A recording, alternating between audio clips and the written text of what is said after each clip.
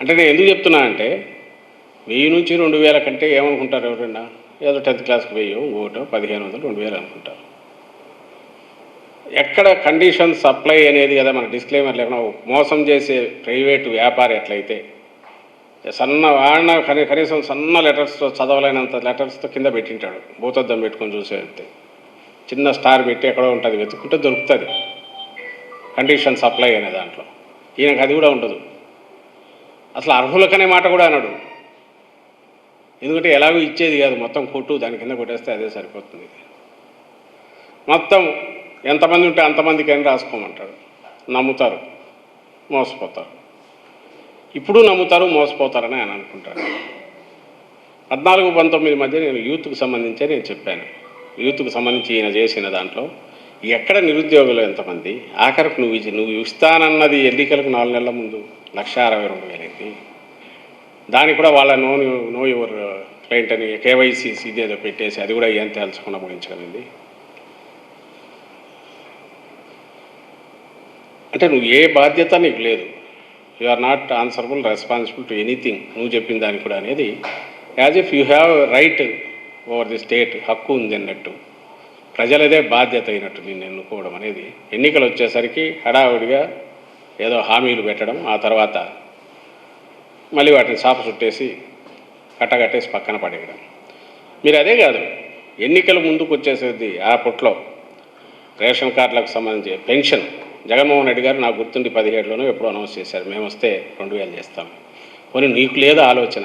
అప్పుడైనా ఇమ్మీడియట్ అరే ప్రతిపక్ష నాయకుడు అన్నాడు అన్నారు కదా. 2018 తర్వాత అప్పుడు మొదలుపెట్టి ఆ తర్వాత జనవరిలోనో ఫిబ్రవరిలోనో 2000 అనేది అది చేసి అంటే 2 నెలలు ఇస్తాడు. నేను ఇచ్చాను కదా అంటాడు అప్పుడు వచ్చేసేసి. అలాగే రేషన్ కార్డుల పెంపు 5-6 నెలల క్రితం వరకు ఆయన వచ్చేంత వరకు 39 లక్షలే ఉన్నాయి, ఏది ఎన్నికలకు ముందు. కరెక్ట్ జనవరికో ఫిబ్రవరికో అప్పుడు పెంచాడు.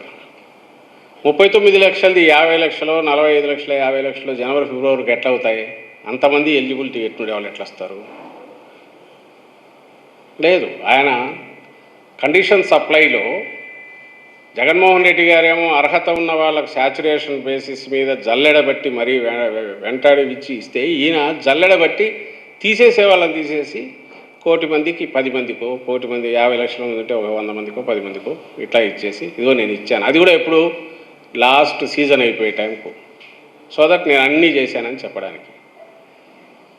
ఇంత ఓపెన్గా బ్లాటెంట్గా బరి తెగించి కంటిన్యూస్గా నేను మోసం చేయగలను అనుకోవడంతో పాటు 2-3 సార్లు మోసం కూడా చేశాడు కాబట్టి మళ్ళీ ఆ ధీమా పోయినట్లే అనుకుంటే నాకు ఈరోజు ఇది కనిపించింది. ఇక్కడ ఎక్కడ 1 కోటి మందికి ఉపాధి అని, ఎప్పుడు ఇది 1999లో దీంట్లో కూడా ఉంది. 5 ఏళ్లలో 35 లక్షల ఇల్లట.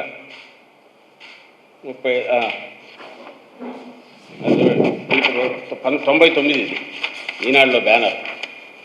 అప్పుడు రామోజీరావు ఈయన తీసుకొచ్చి కూర్చోబెట్టినాడు, ఎన్టీఆర్ను వచ్చేసి ఫస్ట్ ఎలక్షన్స్ 4 ఏళ్ళు ఆ ఎన్టీఆర్కి వచ్చిన పదవి తను అనుభవించి 99లో ఫస్ట్ టైం వచ్చినప్పుడు 1 కోటి మందికి ఉపాధి 35 లక్షలకు ఇళ్ళు, 35 లక్షల ఇళ్ళు కట్టించాడా?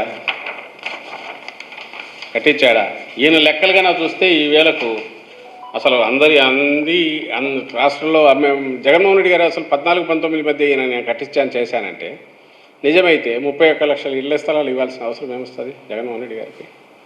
It's the question of common sense కదా. ఈరోజు 66 లక్షల మంది పెన్షన్లు ఎందుకు ఉంటాయి నిజంగా ఈ తెలంగాణ సరిగా చేస్తే? అంటే ఈయన చెప్పిన సూపర్ 6 అనేది 60,000 మందికో 6 లక్షల మందికో డిపెండింగ్ ఆన్ దాన్ని బట్టి పథకాన్ని బట్టి కొంతమందికి అప్లై చేసి తుత్తుతో చల్లేసి ఇదిగో నేను చేశానని చెప్తారు.